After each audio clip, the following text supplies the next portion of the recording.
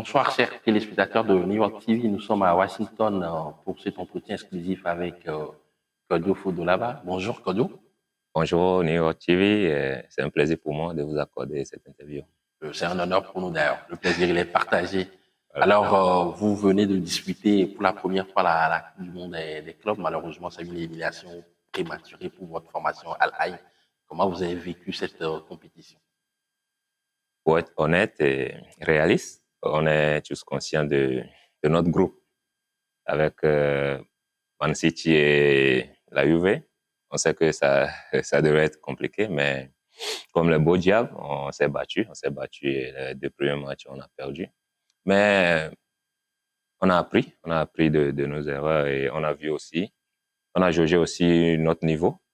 Et on sait quoi améliorer aussi pour progresser. Et voilà, je suis très, très content. Il y a plein de choses positives durant cette compétition et je suis fier de participer avec mon club Alain à cette Coupe du Monde. Alors, vous avez disputé 3 matchs avec votre club Al-Ain en tant que capitaine. Le premier match, c'était face à la Juventus de Turin. 5 buts à 0 à la fin. La seconde rencontre, c'était face à Man City. Défaite encore une fois, 6 buts à 0. Et hier, à Washington DC, dans le stade de Lambeau Field, vous avez remporté votre premier match de cette compétition face au WAC 2-1. Vous avez marqué un but. Quel bilan faites-vous de façon collective et individuelle de votre participation à cette compétition? Moi, personnellement, je dirais que les deux premiers matchs n'ont pas été ce qu'on espérait parce que on voulait montrer aussi notre caractère et prouver à tout le monde entier que non, en Asie aussi, il y a le football. Mais comme vous pouvez le constater, Alain n'est pas une équipe défensive. Donc, les 3 semaines pour se préparer et essayer de défendre contre Man City et Juventus, ça a été un peu difficile pour nous. Et hier, vous pouvez le constater, le jeu était ouvert et on a montré que non, quand on a la balle aussi, on a des qualités comme pas possible. Et on a encore prouvé hier que non. Alain est une équipe joueuse et voilà, on n'est pas une équipe défensive. Mais on a appris beaucoup de choses. Et cette compétition nous donne encore des expériences. Donc voilà, à nous d'apprendre de nos erreurs, les corriger et pour progresser et aller vers l'avant. Moi, personnellement, je suis content de représenter mon pays, particulièrement. Et voilà, Dieu merci aussi, j'ai marqué un but. Et on a gagné notre premier match. Et ça restera dans les annales, dans les archives.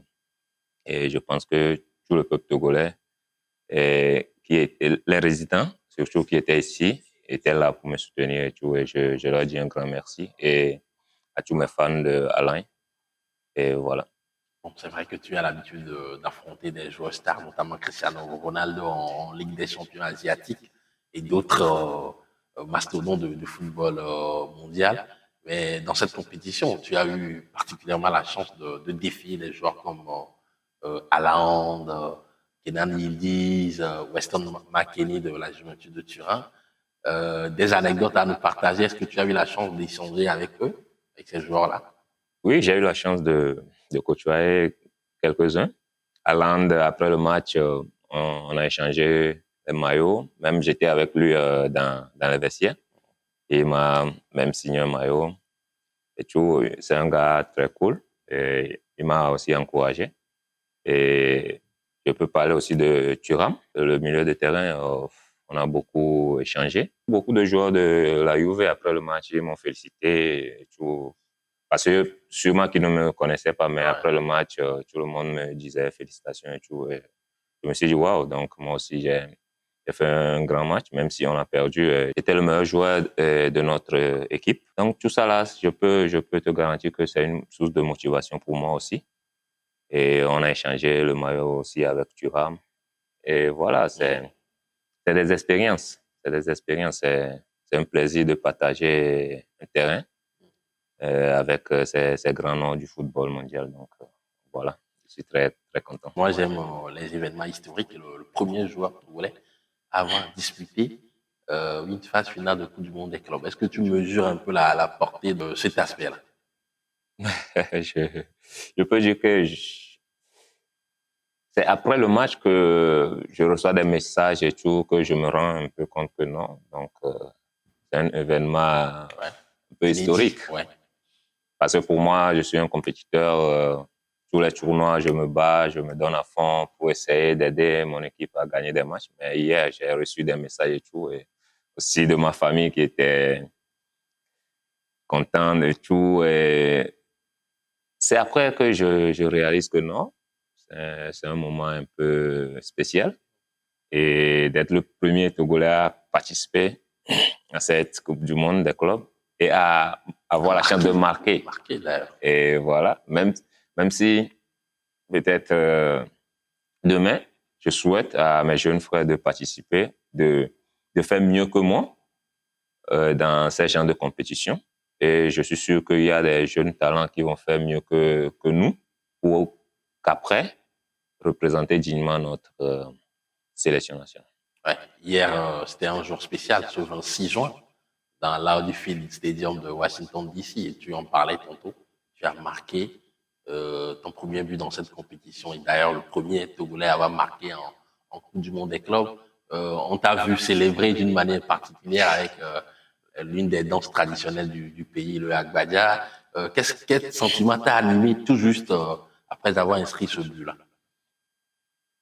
Je me suis préparé à ça parce que je me suis dit qu'il faut que je marque un but à l'honneur de mon papa.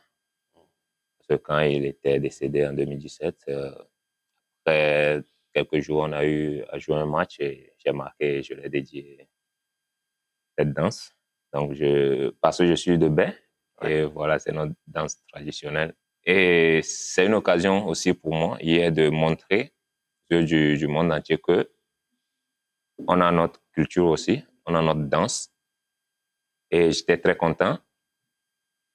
Hier, presque tous les médias me posaient la même question. Je leur ai dit, ah, ça vient de chez moi, le Togo, plus précisément de Bain. Donc, je suis très fier de moi et de notre culture aussi. Alors, tu viens de boucler ta cinquième saison avec Al Ain, formation que tu as rejoint en 2019 en provenance de RS Berkane où tu as planqué énormément de buts là-bas au Maroc. Tu as disputé d'ailleurs la finale de la Coupe de la Confédération. Et aujourd'hui, quel est le défi pour toi avec ta formation? C'est que tu es d'ailleurs le meilleur buteur de l'histoire de cette équipe avec 146 buts en 183 matchs. C'est des statistiques affolantes. Oui, mon objectif n'a jamais changé. Et parce que l'objectif du club aussi, c'est de gagner des titres chaque année. Donc, moi aussi, on est dans le même sens. Donc, je travaille dur pour améliorer mes performances. Moi, je me dis, je ne suis en compétition avec personne. Je suis en compétition avec moi-même. Faire mieux qu'hier, comme j'ai l'habitude de dire. Travailler plus, marquer plus de buts, aider mon équipe à gagner le championnat, la coupe et tout. Voilà. Donc, mon objectif n'a jamais changé.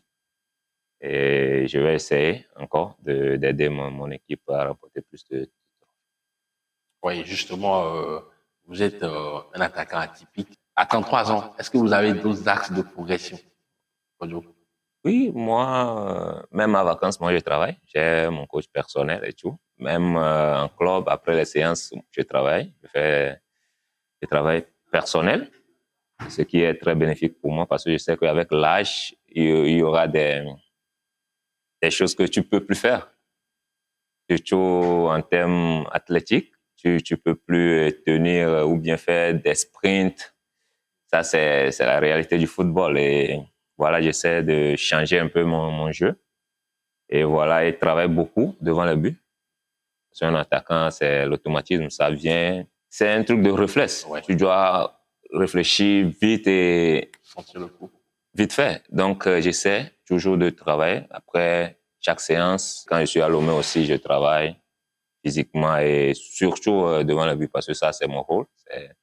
C'est mon job qui est là. Donc, il faut marquer et faire marquer les autres, les appels de balles et tout, pour ouvrir l'espace pour les autres aussi. Parce que c'est pas à chaque fois que tu auras la chance de marquer. Mais quand j'ai la chance de mettre un, je veux mettre deux, trois et plus. Parce que je sais que demain, peut-être, j'aurai pas la chance d'avoir deux occasions dans un match. Donc, c'est ça ma mentalité. Faire mieux, toujours travailler. Et voilà. En 5 saisons avec Al Ain, tu avais la chance de remporter la Coupe, la Champions League asiatique lors de la saison 2023-2024. Cette saison, elle a été un peu, on va dire, moyenne. C'est vrai que vous avez remporté le titre domestique aux Émirats Arabes Unis. Tu y penses toujours. Est-ce que dans les prochaines années, on peut encore voir Fodo là-bas soulever le trophée de la Champions League asiatique? Ça, c'est un Ça fait rêve. partie de tes objectifs? Oui, toujours. C'est un rêve pour nous tous. En Asie, c'est la Champions League, comme on le dit, que ça soit en Asie ou en Europe. Donc, ça nous a donné beaucoup plus de visibilité. Nous aussi, on est gravé dans les mémoires de la population émirati, et surtout à Alain là-bas. Donc, on a gagné cette coupe. C'est quelque chose de spécial pour la ville, d'abord, et pour notre président. Donc, voilà. À chaque fois qu'on aura l'occasion, on va se battre pour aller chercher ce titre. C'est très important pour nous. Comment décris-tu l'évolution du football aux Émirats Arabes Unis? On sait qu'il y a énormément de moyens qui sont mis à contribution, avec des centres de formation, des centres d'entraînement. Al-Ain, le modèle archétype même de cette évolution fulgurante du football dans ce pays-là, du Golfe. Depuis votre arrivée, comment décris-tu cette évolution-là? Ouais, depuis mon arrivée, j'ai vu beaucoup d'améliorations. Parce qu'ils travaillent chaque jour, ils s'améliorent, ils prennent des coachs européens et tout. Ils veulent toujours le succès, le haut niveau. Ils travaillent. Parfois, moi, j'ai la chance de visiter notre académie et je te promets que c'est un truc de ouf. La politique des jeunes qu'ils sont en train de faire, c'est quelque chose à encourager, à féliciter. Et je sais que d'ici 2, 3 ans ou 5 ans maximum, le football aux Émirats sera un modèle. Ça, je te promets, parce qu'ils travaillent dur, ils mettent les moyens, ils travaillent et ils sont exigeants, surtout. Ils sont très exigeants. Et je pense qu'ils ont compris quelque chose en matière de football. Ils ont compris quelque chose. Et moi, quand j'aurai la chance, je vais toujours donner des exemples comme ça aux dirigeants de beaucoup travailler. Parce que le football, maintenant, c'est plus qu'une passion. Ça, c'est notre profession maintenant. Donc, les gens, ils ont compris, ils mettent les moyens, les infrastructures et tout. Ce que moi, je vois aux Émirats, ça encourage, ça encourage. Il y a le football partout dans le monde. Quand tu mets les moyens, ça change tout. Je peux vous donner l'exemple du Maroc. Le président de la fédération marocaine, c'était mon président du club RSB. Qu'est-ce qu'il fait là-bas pour l'équipe nationale marocaine et les clubs? Aujourd'hui, Berkane, c'est l'une des grandes équipes en Afrique. Tout à fait. Oui. Tout à fait. Et l'équipe nationale marocaine, vous pouvez voir la différence. Et c'est ce que les Saoudiens sont en train de faire actuellement. Et les Émiratis aussi. Tout le golf, ça travaille. Ouais. Et on doit suivre les exemples et mettre les moyens pour prouver au monde entier que l'Afrique aussi a des équipes compétentes. Ouais. Parlons de la sélection togolaise. Tu es l'une des figures importantes de cette équipe nationale togolaise depuis quelques années déjà. Tu as eu la chance de disputer la CAN en 2017 et plus rien. Le Togo vient de rater sa 4e CAN de suite. Qu'est-ce que ça te fait comme voilà, déçu par toujours déçu, ça me fait toujours mal. Souvent pas pour moi personnellement, pour mes jeunes frères, parce que je vois des talents qui peuvent profiter de cette compétition. Quand tu participes à une phase finale de la CAN, c'est une vitrine. Ça peut aider nos jeunes frères, surtout les plus talentueux, à avoir de grands clubs en Europe. Et après, le plus important, c'est de revenir défendre les couleurs de notre nation. Et c'est ça qui me fait mal, moi, parce qu'on a eu une génération, Les jeunes qui arrivent, ils sont bons, mais on a raté 2-3 CAN et ça ne les avantage pas pour moi. Pour moi, ça ne les avantage pas.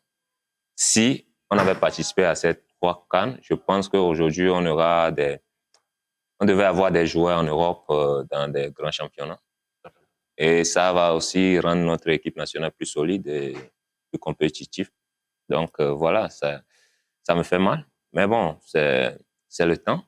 C'est le temps. On doit continuer par travailler, améliorer les choses. Et je sais qu'un jour, nos jeunes frères vont faire plus que nous, vont encore participer à des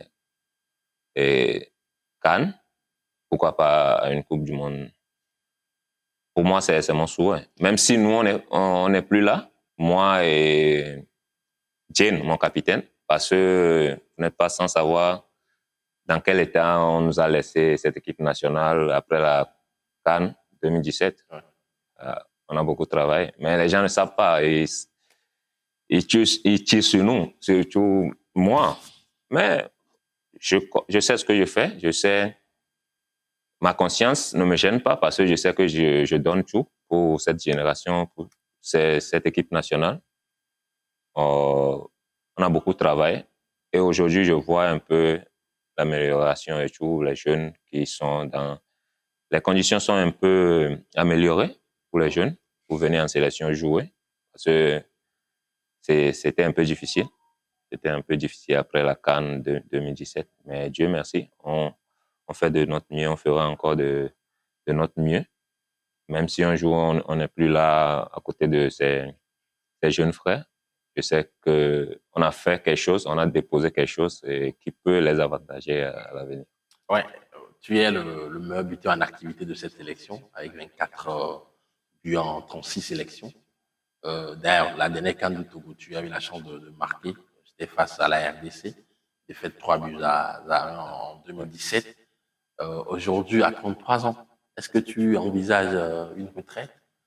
La sélection, ou bien tu envisages, tu prévois continuer pour offrir, pour jouer peut-être une dernière CAN avant de raccrocher? Je dirais que je suis encore en activité et tant que le coach me fait appel, moi, je suis prêt à venir défendre ma patrie et soutenir les jeunes, être à côté de ces jeunes, les donner des conseils. Parce que nous aussi, on a vécu des choses en sélection. On doit transmettre ça aux jeunes avant de les laisser avant de partir. Donc, pour moi, si je suis en forme, on m'appelle, je viens. Parfois, je ne viens pas à la sélection parce que je sens que je ne suis pas en forme. La sélection, il faut être en forme, 100%. Tu viens, tu donnes le meilleur de toi-même. Il ne faut pas venir juste pour venir ou bien pour l'argent, même si ce n'est pas l'argent, mais pour d'autres, c'est l'argent. Surtout, j'ai été local, c'est l'argent. Oui. Mais actuellement, on ne peut pas venir en sélection juste pour ça.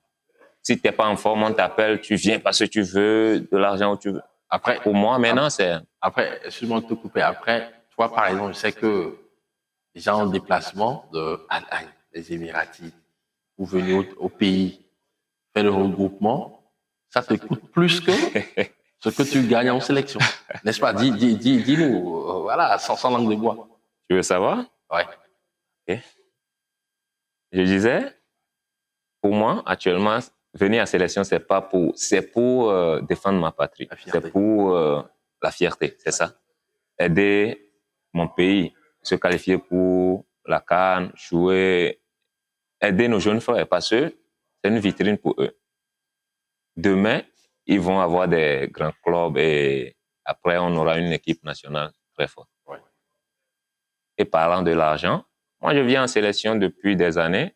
C'est moi, ce que je dépense. Pour le billet même, les gens ne le savent pas. Ouais. Mais à un moment donné, on a tiré sur nous, sur les médias, que non, on demande le business class. Ouais. Que si on ne nous donne pas le business class, on ne vient pas. Alors que ça n'a jamais été... Mais vous avancez vos billets. Nous-mêmes, on perd des millions. Ouais. On complète avec des millions pour venir au moins... De bien récupérer avant bien récupérer. Parce que tu fais 10 heures de vol et tout. on a plus 18 ans et tout, pour vite récupérer. Donc, nous-mêmes, on fait des sacrifices comme ça. Mais on tire dessus et tout. Mais on prend ça. Et je demande toujours au peuple, aux fans, de, comment dirais-je, nous, on supporte ce qu'ils nous font, ce qu'ils nous tirent sur, ils tirent sur nous et tout. On a la mentalité, le mindset de supporter. Mais, de grâce, pour les jeunes, il faut qu'ils les accompagnent. S'il ne peut pas les aider, il faut qu'ils revoient un peu. Parce qu'un jeune talentueux, peut-être, mentalement, il n'est pas fort. On le tire dessus 1-2, il perd la confiance et il ne peut plus jouer, alors que c'est un talent. Nous, OK, on a un peu supporté, mais bon, de grâce pour les jeunes, pour les protéger, il faut les accompagner, les soutenir. C'est mieux pour nous. Oui, tout à fait. Parlant de l'un de vos coéquipiers qui est jeune, qui est peut-être l'avenir de cette sélection, Kevin Blake, qui joue ici aux États-Unis en MLS, quels sont vos rapports? Qu'est-ce que tu penses de sa progression? Non, dès qu'en sélection on se parle et tout, voilà, aujourd'hui il est ici aux États-Unis. Moi, j'avais pensé qu'il allait trouver un club en Europe, vu sa saison en Belgique. Mais bon, le football, c'est un projet, tu vois. Peut-être le projet de ce club lui convient. OK, certains vont penser que non, il devait être en Europe et tout, mais c'est sa décision et voilà, il vient ici encore, il prouve que non. Il est là, c'est un buteur, c'est un combattant, c'est ça le football. Tu fais ton choix, tu prouves et c'est bon. Pour moi, il est sur le bon chemin, il doit continuer par travailler, la tête sur les épaules. Et demain, pourquoi pas, retourner en Europe et faire ses preuves. Ouais, parlons de tes premiers pas en sélection. C'était en 2013, si je ne m'abuse. Oui, 2013-2014. 2013-2014. Bon. Et tu t'es fait couver par la légion du football togolais, Emmanuel Adebayor. Justement, après sa retraite, on a senti que tu as souffert de sa comparaison. Voilà. Non, la comparaison, c'est les fans qui font ça. Ouais. Les fans, ils veulent toujours comparer, comme les gens comparent. Tu vois, les débats inutiles, tu vois. Je te dis aujourd'hui que moi, j'ai jamais appelé mon capitaine, Cheikh Emmanuel Adebayor, par son nom, depuis qu'on est en sélection et jusqu'à aujourd'hui. Depuis qu'on était en sélection, on a joué ensemble et tout. Je ne l'ai jamais appelé par son prénom. Je l'appelle toujours Capi. Donc, respect et tout. Et on a aussi profité de ses expériences en sélection, en club et tout. C'est un modèle pour nous, jeunes footballeurs. Donc, les comparaisons, moi, je me compare pas à lui. Moi, c'est là-bas et je travaille, je veux m'améliorer, je veux faire mieux. Hier, donc, toujours, les comparaisons, c'est pour les fans sur les réseaux, juste pour les médias et tout. Pour moi, c'est un truc à ne même pas calculer. Pour moi, tu fais ton chemin, tout le monde a sa carrière et tout. Certains auront la chance d'arriver en Europe un peu plus tôt et faire leur preuve. D'autres, ils sont déjà âgés et tout, et c'est un peu compliqué et tout. Mais c'est un homme à respecter. Parlons du football togolais, c'est un grand respect à lui. Y a-t-il d'autres légendes du football africain qui vous ont inspiré, qui vous inspirent dans votre carrière? Oui, je peux dire Samuel Eto'o. Ouais. Samuel Eto'o, je le suis depuis. Donc, sa personnalité, surtout son calme. Je sens qu'il est très humble. Et Asamoah Gyan aussi, on a eu à échanger. Ouais, même avant de signer à Alain. Ouais. Ancienne figure légendaire de Alain. Tu as d'ailleurs explosé son record là-bas. Oui, c'est ça. C'est pas gentil. Mais bon, c'est ça. Je suis en train de continuer ce qu'il a commencé. Donc, voilà. Même Sadio Mané, on s'écrit. C'est un gars très humble, cool. Et sa vision aussi m'inspire. Parce que moi aussi, je suis dans ce domaine, le social et tout. Donc, après les matchs, On a joué 2 matchs contre eux. J'étais avec lui dans le vestiaire. On a beaucoup discuté, plus de 20 minutes et tout. Après, on s'échange. Et voilà. Avec Franck Kessié, on s'écrit.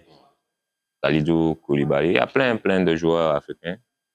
Pas seulement par rapport à leur carrière, mais l'humain même. Parlant de vos débuts en tant que footballeur, de Anse de Montin, passant par l'US Vitam au Gabon, RS Berkane au Maroc et Al Ain. C'est un parcours éclectique, c'était pas facile. Même pas.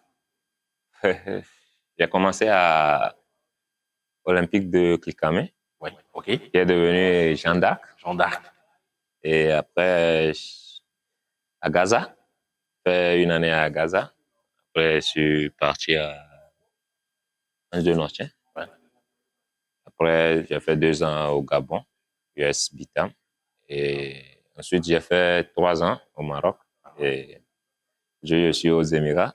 Et ça n'a pas été facile, mais c'est Dieu qui choisit le destin. Ma carrière, au début, je me disais, je dois aller en Europe pour jouer, pour faire valoir mon talent et tout. Mais bon, aujourd'hui, je suis fier de moi parce que je ne regrette rien. C'est ce que Dieu a voulu que je sois, que je suis aujourd'hui. Et voilà, je suis très fier de mon parcours et je profite de l'occasion pour donner ce conseil à mes jeunes frères qui sont au pays, mes jeunes frères footballeurs, de ne jamais baisser les bras, de travailler dur, jamais lâcher, parce que c'est pas facile. Quand on prend le football comme métier, il faut faire des sacrifices, normalement des sacrifices. Un jour, si tu travailles, ça va payer. Ça va payer. Si ça ne paie pas aujourd'hui, demain, ça va payer. De travailler, de croire et de beaucoup prier aussi. Tout à fait.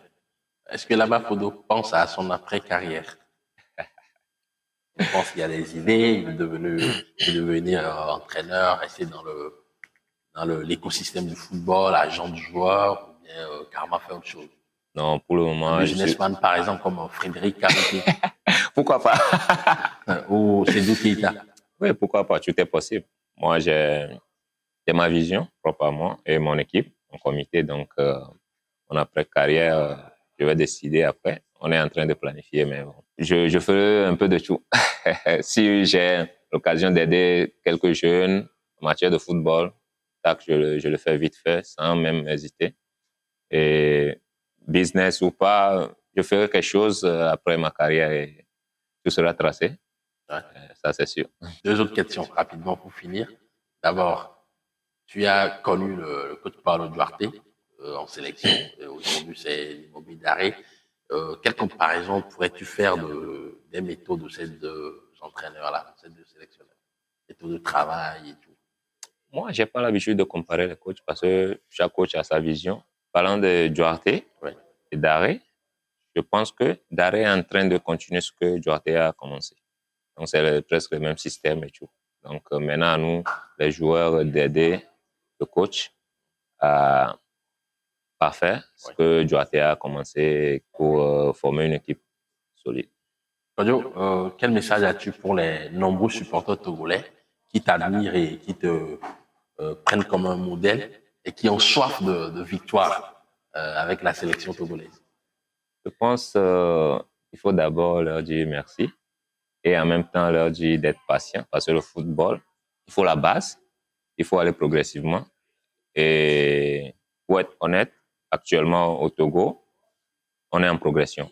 On est en train de reconstruire le football. Donc, il faut être patient avec les joueurs, les jeunes surtout, les pousser, les soutenir parce que c'est pas du tout facile.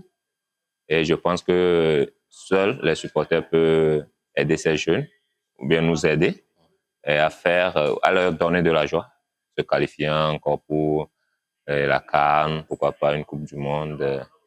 Et voilà, je profite pour leur dire un grand merci et de ne jamais cesser de nous pousser, de pousser surtout les jeunes talents. Votre mot de la fin?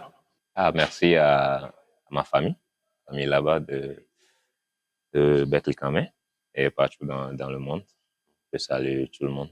Mes fans de Alain et les Togolais résidant aux États-Unis qui m'ont soutenu durant tout ce tour. Merci à New World TV. Merci à Vive toi. le Togo. Nous sommes arrivés à la fin de cet entretien exclusif. Nous étions avec l'international togolais Kodo Fodolaba, joueur de Al-Ain, qui a disputé ici à Washington, aux États-Unis, la Coupe du Monde des clubs FIFA 2025.